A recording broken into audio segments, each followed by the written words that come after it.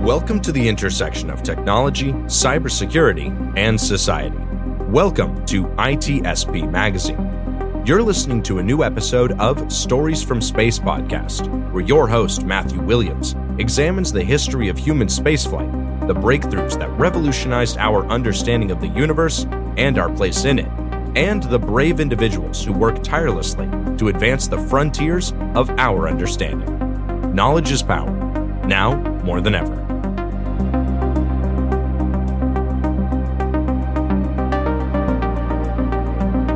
The authors acknowledge that this podcast was recorded on the traditional, unceded lands of the Lekwungen peoples. One of the first things people should understand about the sky is that every culture on the face of the earth had the connections to the sky because everybody lived under those stars. And prior to the Industrial Revolution, they lived under those skies 24/7. They lived under the skies. There was no light pollution to interfere with their view of the night sky. And so when it was clear, they could see awesomeness. And so our people had connections. In Inyo, our people, the Cree people, we had all kinds of stories about the sky. And a lot of them talk about our worldview. A lot of them talk about our philosophy. A lot of them talk about our understanding with reality, our understanding with the universe, and our connections to everything. The following words were spoken by Wilfred Buck, a member of the Opaskwayak Cree Nation of Manitoba, and a science facilitator at the Manitoba First Nations Education Resource Centre. Buck's efforts to teach Canadians of all walks of life about traditional Cree astronomy and cosmology has earned him international recognition. However, he is far from alone when it comes to education and outreach efforts that recognize the contributions of Indigenous astronomers going back tens of thousands of years. In parallel, there are efforts on behalf of the scientific community to recognize these contributions and incorporate them into our naming conventions, star catalogs, and other exploration databases. In the renewed age of space exploration, these are part of a wider effort to finally live up to one of the core principles of human spaceflight. Space, and the exploration thereof, is for the benefit of all humanity. I'm Matt Williams, and this is Stories from Space.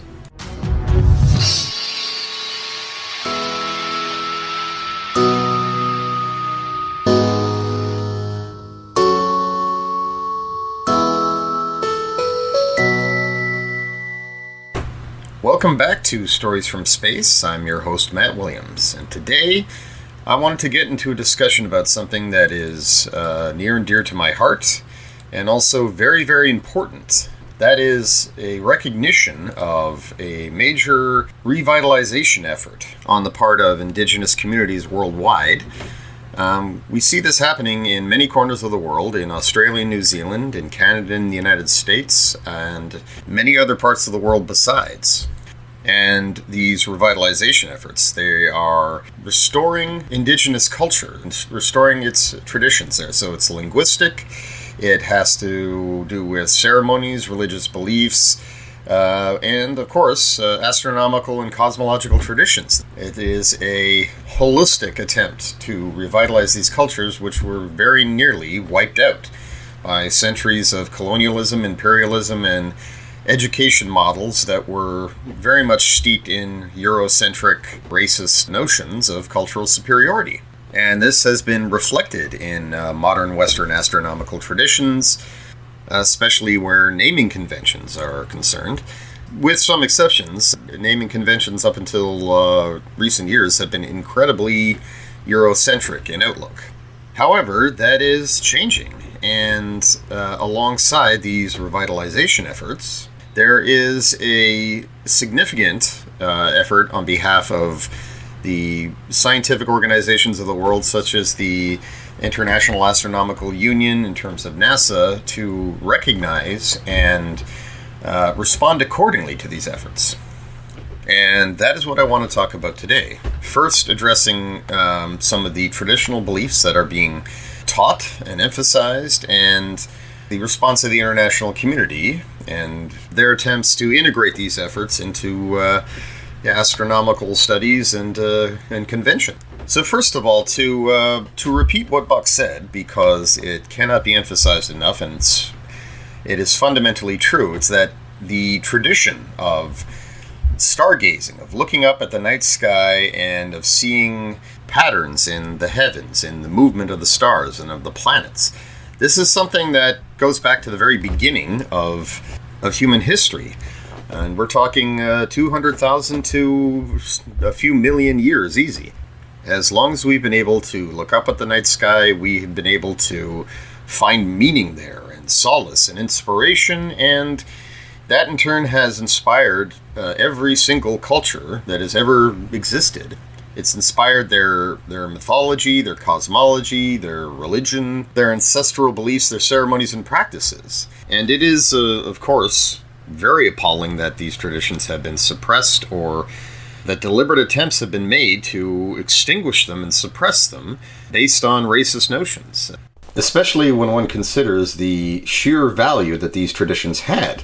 And not just to the indigenous peoples, but to our current and modern cosmological models and an understanding of the night sky.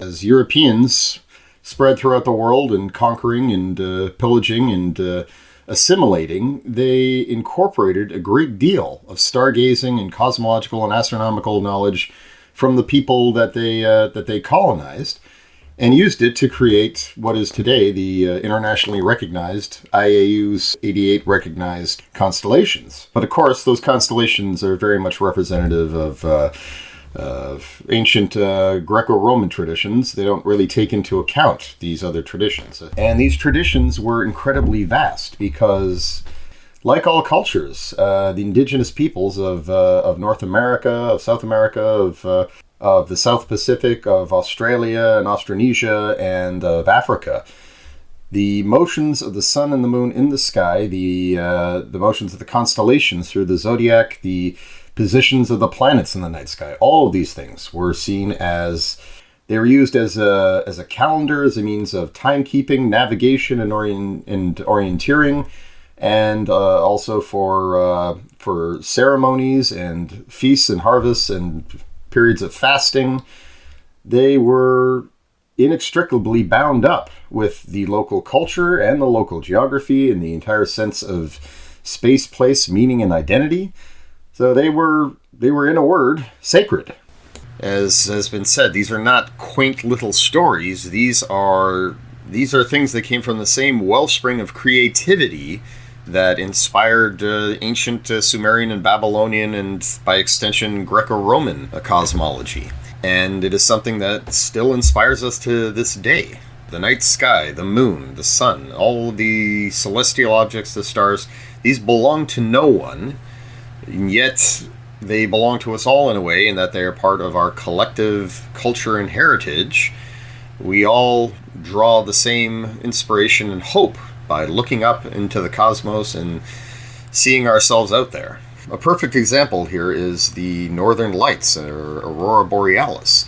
For Indigenous people of Canada, for the Northern Cree, for the Inuit, and many other nations who have witnessed this fantastic phenomenon for tens of thousands of years continuously. That gives a very, very good illustration of how embedded astronomy was to their culture. In fact, the entire ceremonial relationship there, as Blake explained, with the sweat lodge, with songs, with the sun dance, with fasting and ceremonies, a lot of these were in reference to the stars. They had to do with the movement of the stars through the zodiac and the movement of the planets, and in particular, the cycles of the sun. All of these things they understood are very, very much connected to life here on Earth and the patterns that we need to follow in order to not just survive, but thrive as people. Among the Korean Inuit and others, the Northern Lights were seen as something incredibly significant. They didn't just see them as wavy patterns in the sky that were beautiful to behold. They believed that these, in fact, this is where people came from. That they came from the skies themselves, and what you were seeing was spirits who had returned to the sky.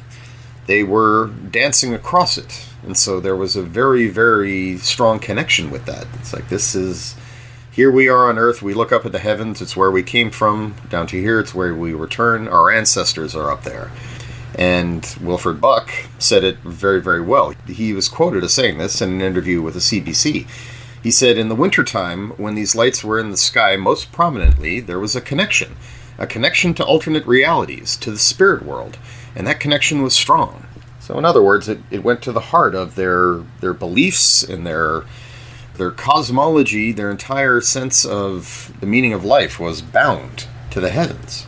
And you can see this with so many other examples there drawn from astronomy, like the Pleiades cluster. That is something that, or the Seven Sisters as we know them in Western cosmology and astrology, this had universal importance to all cultures that were able to actually to witness that cluster in the night sky. And among the Cree, they knew the Pleiades cluster as the Pakon Kisik, which literally means hole in the sky. And what that meant was they believed that this was basically a wormhole in the cosmos, or a gateway to another reality, a spiritual reality. And there too, it was believed that this was the portal through which humanity was introduced to Earth. And again, someday when you die, you return to the sky.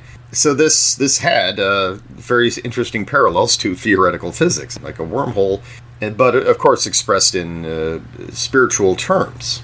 But again, when it comes to astronomy and cosmology, the line between these two is rather tenuous and really quite brilliant. The Pleiades cluster, in particular, is a very fantastic source of myth-making and mythology there when you look at indigenous cultures.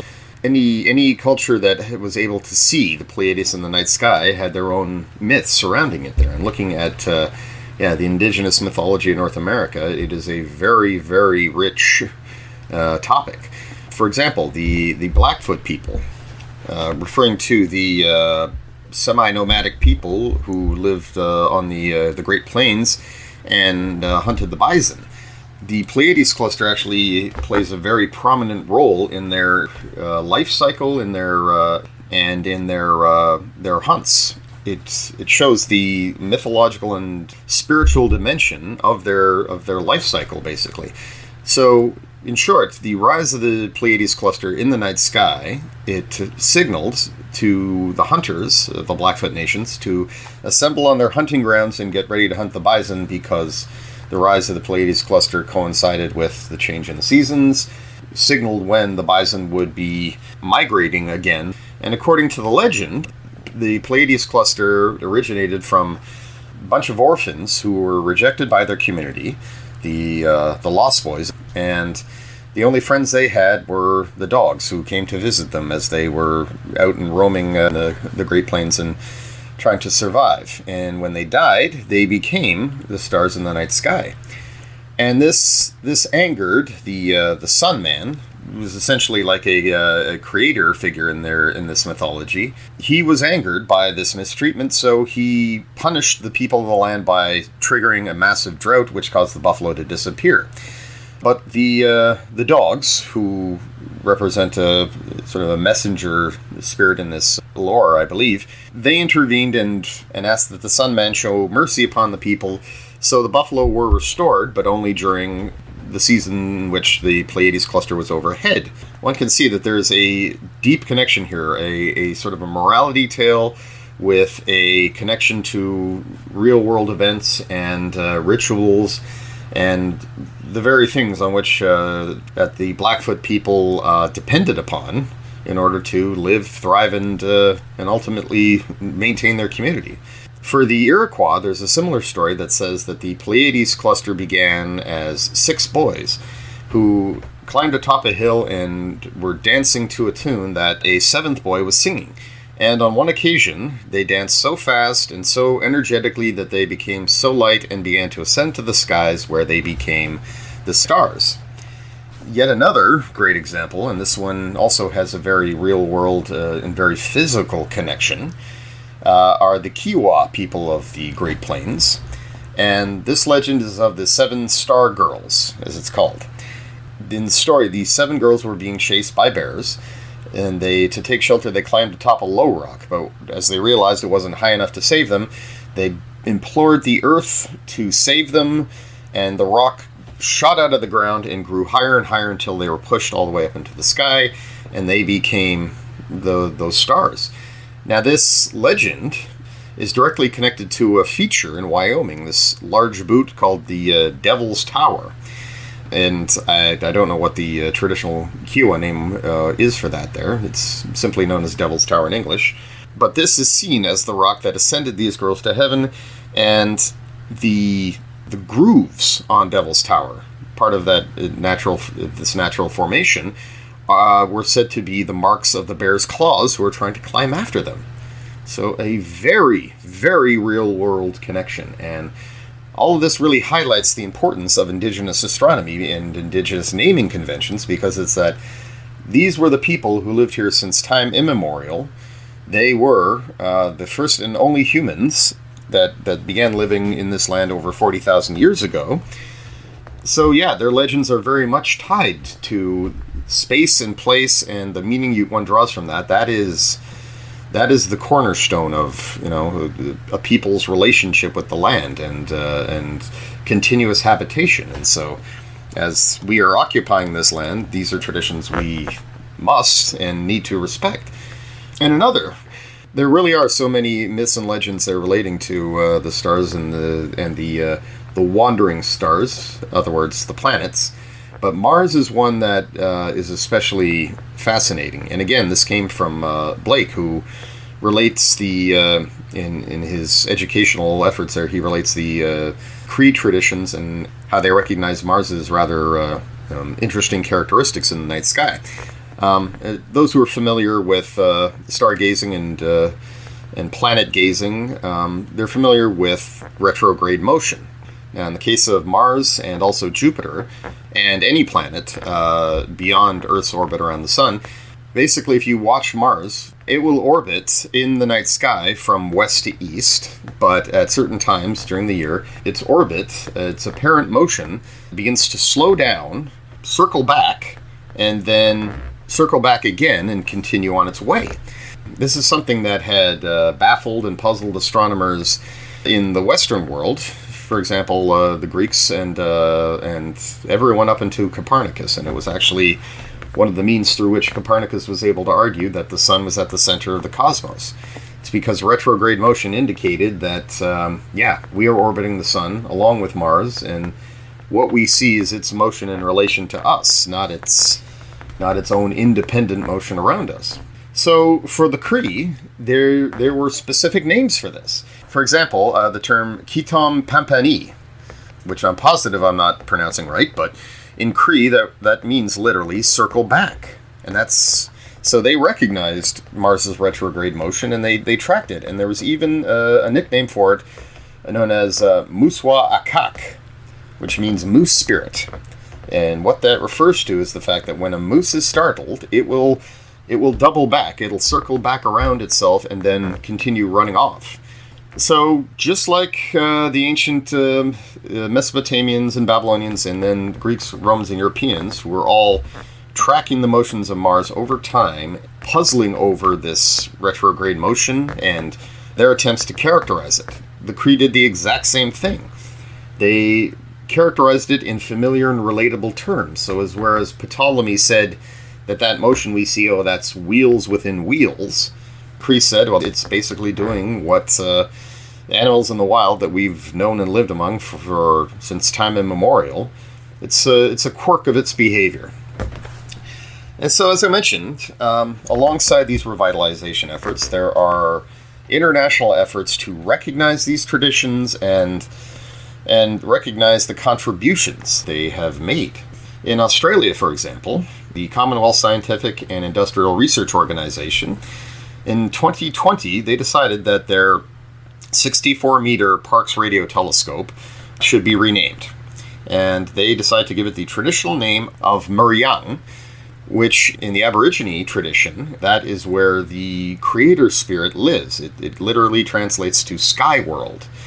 And the creator spirit lives there, and that is where all life originated in what was known as the dreaming. In the Aborigine belief system, the dreaming, is essentially the state of the spirit world, right? It's where we go when we die. It's where we came from before we were born. It's a very, very brilliant concept there, like basically comparing it to a permanent state of sleep.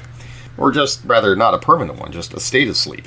This effort was the result of 2 years of the telescope staff working with the Wiradjuri Nation and the elders to recognize their continuous habitation there for over 65,000 years and how their traditions should be represented by scientific instruments that are on their land.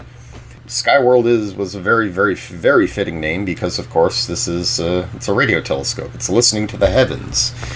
And the idea that, someone may be out there parallels the creator myth. Also, 2 other smaller telescopes were also given names from the Wiradjuri belief system. And NASA has done some interesting efforts in recent years. For example, on Mars, the Perseverance rover was studying an area that in many ways resembled the American Southwest, New Mexico, Arizona, these lands that are dry and rocky and craggy and have very, very interesting features caused by wind and water erosion. And so there was an effort that was made underway where Aaron Yazzie, who is of the Dene Nation and who also works with NASA's Jet Propulsion Laboratory, he spearheaded this with the Navajo Nation to assign Navajo names, or names from the Navajo language, to local features. And so, in particular, one of the prominent rocks that Perseverance had studied, they decided to name it after the Navajo name for Mars, which is Maz, which does very much seem like an anglicized version there. In any case, it is the standing name that the Navajo used to refer to Mars in the night sky. And it was one of 50 names that had been suggested for features that had been studied by Perseverance. In particular, the description of the local terrain. They used a Navajo description, which I will fail to pronounce here, just to warn you, but Tsewozi B. Hazmiz, and which translates to rolling rows of pebbles like waves. It's an actual terrain description used to describe the traditional lands of the Navajo. Also, the name Bidzil, which means strength, Holnij, which means respect, and they even gave Perseverance the honorific of a Navajo name, which in the Navajo language translates to Ha'ahoni. And interestingly enough, this wasn't the first time that indigenous naming conventions were applied to Mars. Within the Gale crater, where the Curiosity rover has been exploring since 2012, an area of rock in the Murray Formation was named Winnipeg, and this was in keeping with naming the features after terrestrial analogs, like Yellowknife Bay resembled what the tundra around Yellowknife looks like. In this case, Winnipeg is a Cree name, which is Wee-Neep, which means muddy water, and that describes the Winnipeg Lake and the Red River, which floods annually and deposits silty water throughout the whole area. So, yeah, here too, we wanted a terrestrial example that resembles what we're looking at here, and this area apparently looks like a cold and muddied area because, yes, it was once a lake bed, the Gale crater, and there is all kinds of sedimentary deposits and clays that formed in the presence of water, so yeah, that apparently was the parallel. But that also demonstrates just how connected, how these names describe a deep connection to the land. And seeing them used in the same way for astronomical purposes is a very lovely, positive development.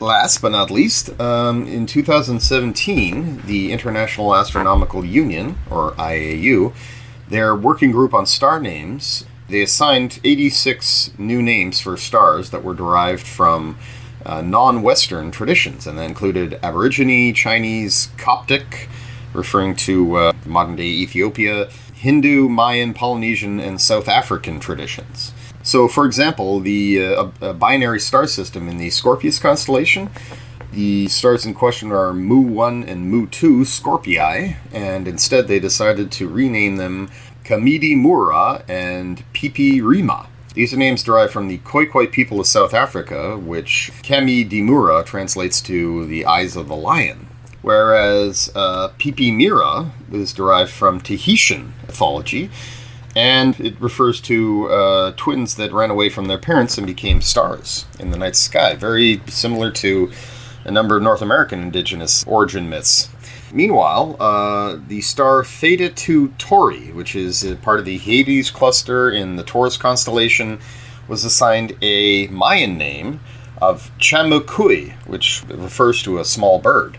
And 4 other stars were given names from the Aboriginal Australian mythologies. And these were Epsilon Scorpii, Epsilon Crucius, Zeta Phoenicius, and Sigma Canis Majoris, which are now known as Larawag, Ginan, Wuren, and Unurgunite. As a side note, I invite correction on any of these pronunciations, please.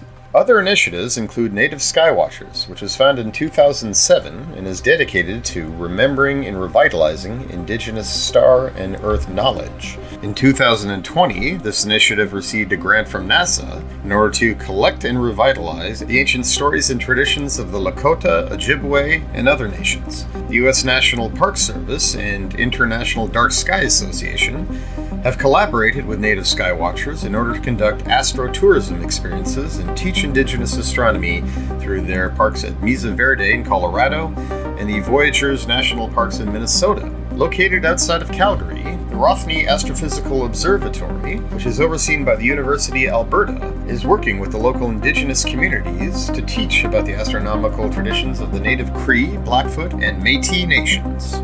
This is known as the Indigenous Skies Program. Today, universities worldwide are developing the necessary curriculum for certification in Indigenous astronomy. The message behind all of these efforts is clear. The sky is for everyone and always has been. And if the future of humanity lies in space, then that future is for all of humanity. I'm Matt Williams, and this has been Stories from Space.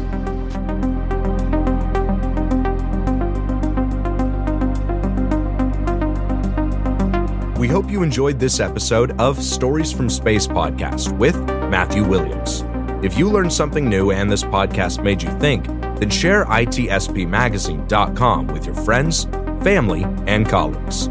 If you represent a company and wish to associate your brand with our conversations, sponsor one or more of our podcast channels. We hope you will come back for more stories and follow us on our journey.